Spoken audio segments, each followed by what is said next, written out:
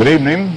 America's most decorated soldier of World War II, Audie Murphy, used to refer modestly to himself as a fugitive from the law of averages. War made him a legend. Hollywood turned him into pop culture gold. Yet his wife confirmed a rumor that might undo it all. Audie Murphy was America's most decorated soldier and the entertainment industry's boy wonder. But even with a history filled with silver stars and the Medal of Honor, it wasn't enough to stop the whispers that followed him around. What rumors really haunted America's greatest hero? Why would his wife wait until his death before breaking her silence? Join us as we discuss the legacy of Audie Murphy and his wife's say about it. The making of a legend. Amid the bullish wars of the 1930s and the violence that went along with it, America produced its most decorated soldier to date, Audie Murphy. The son of a sharecropper suddenly becomes a war hero in Europe? How did that happen? Audie grew up in the most traumatic conditions a child could ever have. Imagine a child being abandoned by his father, and then losing his mother as a teenager. Well, Audie did not have to imagine it. It was his life story. But when life knocked him down, he just wasn't the type to stay down. So, he took on some rather difficult measures, including dropping out of school in the 5th grade to feed his family, and picked up some rifle hunting skills along the way to increase his chances of paid labor and his family's chances of survival. But hunting games and picking cotton were only going to cut it for so long. He needed a new game plan, something he did not seem to have at the time, until the infamous Pearl Harbor attack in 1941 during the Second World War. Then a legend was made. While others ran away from the war, protecting their life and families, Audie ran towards it. Whether it was insanity, patriotism, or just another scheme to get his family taken care of, no one could tell. With the help of his sister, he falsified some documents and enlisted in the Army, the Navy, and the Air Force, all of which considered him underweight. Still, the war needed men brave or stupid enough to run toward a fight that had already claimed the lives of millions, and Audie made himself available every time. Fast forward to 1943. He saw real combat in Sicily, then faced the Battle of Anzio in Rome in 1944 before taking on a host of German soldiers by himself in 1945 in the Colmar Pocket, France, until the cavalry showed up. The caveat is that Audie was only 19 years old when he took on the Nazi forces, and America rewarded his valor with the Medal of Honor. Later, in 1945, the war had ended. The question was, what next for Audie, a man who had known only war and hardship all his life? Where else could he survive? Enter Hollywood. Hollywood was a different battleground, where rumors are live rounds to shoot down fast-rising careers. As a war hero, he had fans who denounced the rumors that surrounded his career and his person, because what wrong can a man with the Medal of Honor really be charged with? But there was one person who saw the other moments that Hollywood's cameras didn't capture, the effects of the war that he hid so well on the screen. And that was his second wife, Pamela. If anyone knew where the bodies were buried, it was definitely her. But how far had Hollywood accepted him before she broke her silence? From the battlefield to the silver screen. Not many soldiers come home directly with a plan that immediately sets them up for life after the war. The options were mostly getting into private security, education, or learning a skilled trade. Audie had his game hunting and cotton picking skills, but that was before he returned home as a war hero. Now he had bigger options, leverage, if you will. But how does a man whose expertise was mostly around shooting a gun and planning an ambush survive in Hollywood? James Cagney. After the war, James saw the picture of this 20-year-old war hero in Life magazine making the rounds, and he could definitely imagine him as an actor made for the silver screen. But there was one problem. Audie had never been on a movie set, and he had no idea how to behave on one. His experience on the battlefield could only go so far. Fast forward to the late 1940s, James took the risky decision to bring Audie in. He let him stay in his house, got him some serious acting lessons, and helped him get his first few roles, seamlessly guiding him into life on the silver screen. It wasn't long before he got his first big project, Bad Boy, in 1949. Studios basically wanted him in every movie for his heroics in the war and the sense of realism his face could bring to the film. His success in 1949 brought him a plethora of war movie projects to pick from, but he settled for The Red Badge of Courage in 1951. Although the movie got mixed reactions from fans, who considered it just a little bit too overbearing, others considered it a perfect display of a young soldier's reality. But real fame and critical acclaim came in 1955, when he shot a biography that captured his own experiences at war, To Hell and Back. The movie captured his life from the loss of his mother to fighting in a war as a teenager. While it wasn't the first time a person had played himself in a biopic, this uncanny representation of his trench-dwelling days quickly made him a fan favorite. Although he had some real trouble filming and reenacting certain scenes in the movie, he went along with it anyway. According to him, it is the first time someone has fought an honest war and then came back and played himself while doing it. Since he was gunning for honesty and realism, he depicted the scene in which one of his closest friends stood up while the enemy company was advancing up a hill and was hit by a burst of machine gun fire. The friend fell back onto him, gave him a strange little smile, and said, "I goofed, Murphy." According to him, he dreaded the scene, but he shot it as many times as he had to for perfection. But it wasn't all sunshine and rainbows for him, as rumors began to thicken around him, especially about his state of mind. Inside sources claimed that war had broken him beyond repair, and Hollywood was his only safe space. But every time the rumors surfaced, he just always seemed to have a new breakthrough in Hollywood. And this time, it was a switch from his war niche to Western. Just how important was this transition in his career? Audie's Western switch. His exploits in the war movies had more than aided his transition from the battlefields and trenches to the fame, media, and everything else that Hollywood had to offer. But despite his exploits in the war niche, he wanted to try his hands at something else. He opted for a less complicated plot, fewer khaki uniforms, and more domestic problems. And the Western genre provided him with that. But even though he got that much success from being in Hollywood, especially with movies like To Hell and Back, James, who took him in at the time, had some serious reservations about Audie's skill as an actor. James claimed that Audie came across as mostly stern, and every time he was on set, trying to embody a role, he could sense his stiffness and a serious inability to really represent the role like the production team would have wanted. "We had no use for him, really. He couldn't act," James said, bluntly.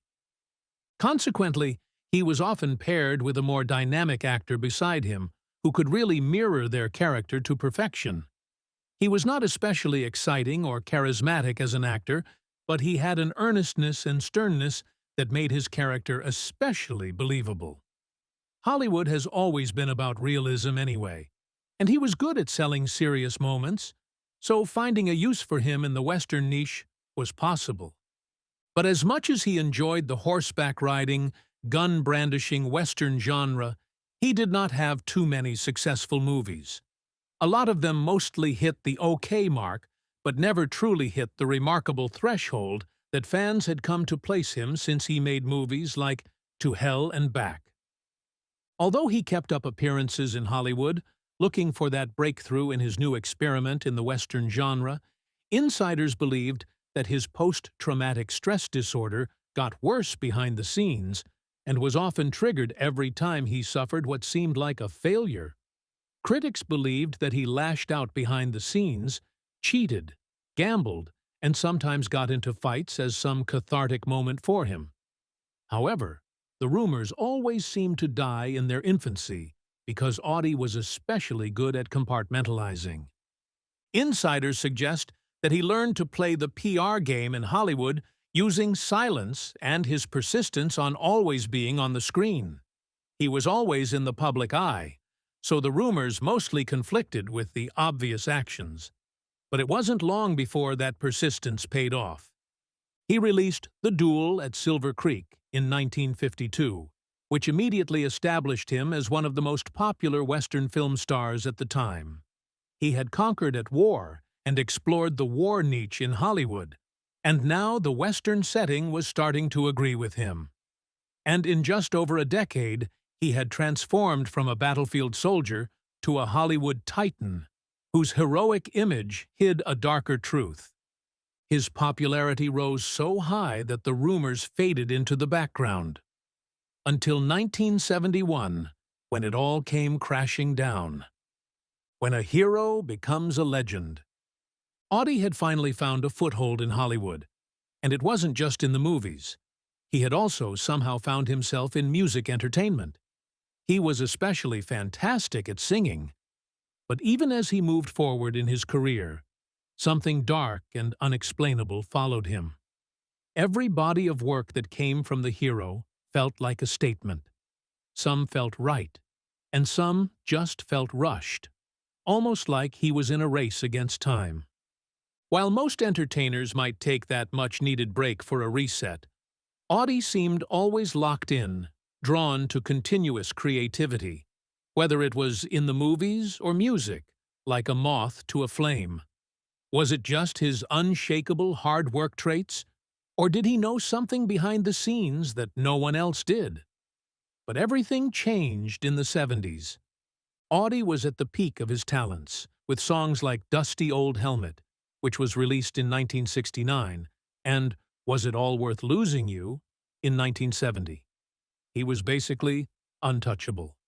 No rumors seemed to stick, no matter who they came from, but one wrong choice to be aboard the wrong plane changed everything.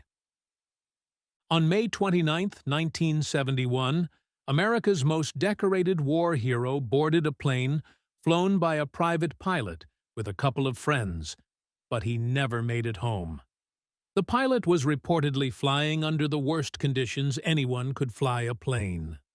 The weather was foggy, it was raining, and the clouds weren't clear, meaning that the pilot had no visibility, yet he kept it going. Consequently, the plane crashed into a mountain just northwest of Roanoke, Virginia. However, the aircraft was not recovered until May 31, 1971, near Catawba, Virginia, on Brush Mountain, where his body was discovered. Soon, news of his demise hit the entertainment world like a raging storm, and his wife, Pamela, bore the brunt. Audie didn't die as just a national war hero. He maintained relevance in pop culture, particularly through Hollywood. After his burial on June 7, 1971, with military honors at Arlington National Cemetery, Hollywood decided to honor him too, giving him a gold star on the Walk of Fame. Soon, the dust settled, but Pamela Murphy didn't. She had too much to say, and since her voice would have probably been overwhelmed by his success when he lived, nothing was stopping her from breaking her silence now. Pamela's bombshell reveal. Audie had a personality on screen that kept the media's sharks away for the most part. He was stern and heavily focused on work. He wanted Hollywood success, and he was ready to put in the work. To most people, it was just some of that military discipline he brought home from the war. But was that all that he brought with him? While there were rumors here and there of sudden outbursts on a set with another actor or a crew member, none had ever been verified until his death. Pamela, his second wife, with whom he had 2 kids, saw him behind the scenes and had access to the deepest parts of him, parts he would never divulge on the outside.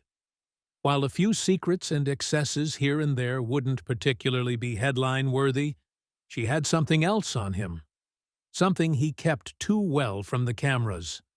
Pamela claimed that he was not only everything that was depicted on the screens, the stern, serious-minded Audie. Behind the scenes, she claimed that he cheated constantly. Most fans believed it wasn't especially difficult to talk about a man who could no longer defend himself. However, it wasn't long before the skeletons started crawling out of the cupboard. For context, reports of his clandestine relationship with Venetia Stevenson were made public knowledge. The pair had reportedly met on the set of 7 Ways from Sundown and had a year-long relationship while he was still married to Pamela. And just like that, brick by brick, his life behind the scenes was starting to unravel. But cheating wasn't his only flaw. He was a man who basically grew up with nothing. No clothes on his back, never owned a horse, but came back as a war hero and Hollywood's treasured gold. He had never had wealth or fame, but somehow he had both and wanted a different life, one that did not involve him being tied to monogamy. Pamela claimed that he deserted her and the kids, going off alone and living life as it pleased him. Suddenly, it felt like Pamela was taking off the mask Audie had worn for many years, revealing that he was just as ugly as the rest of us underneath. The rumors suddenly weren't rumors anymore. America's hero did live a different life behind the scenes. It wasn't long before other sources reported that he had not been entirely forthcoming either about his state of mind after the war. Sources believed that he found solace in solitude and slept with a loaded gun under his pillow, like a man still at war, but only on a different battlefield. He reportedly gambled away every penny he had, leaving some serious debt in his wake. Critics reported that he seemed to live more than he earned, creating a false impression of grandeur. But even as much as Pamela made sure that her truth was heard, she claimed that he remained her hero. Even with the adultery and desertion at the end, he always remained my hero, she insisted. But how much of an impact did Audie's death have on Pamela's future? Closed curtains and legacies.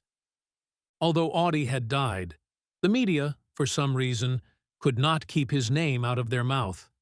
While some discussed his contribution to pop culture, with movies, songwriting, and even poetry at the center of it all, others focused on the scandal and how his family seemed to be handling the pressure, especially Pamela. Pamela, who had often kept her silence and focused on family, did not particularly delve away from her norm. However, her revelation about Audie, whom she claimed cheated on her and deserted her, has somewhat shone the spotlight, and she just couldn't shake it. However, her most important recognition came from her decision to take the fight to battle fatigue, which was the cute name given to post-traumatic stress disorder suffered by soldiers who had seen battle at the time. Having lived with a man who often struggled with his state of mind, deciding every second where he was at a point in time, and had trouble sleeping without sleeping pills. She understood the struggle of a veteran who had seen combat more than most people. Although Audie's life didn't particularly reflect that he had her help, she wanted to help other veterans who were open to it. So, she took a job as a nurse at a Veterans Affairs hospital. Pamela was more than just a worker at the hospital. Some of the veterans described her as an angel. For context, Stephen Sherman, one of the veterans served by the Sepulveda FIV-A hospital, described her well. Nobody could cut through VA red tape faster than Mrs. Murphy.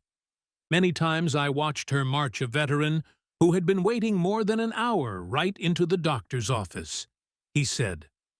Sources at the hospital claimed that she was reprimanded a few times, but it didn't matter to her one bit. Only her boys mattered.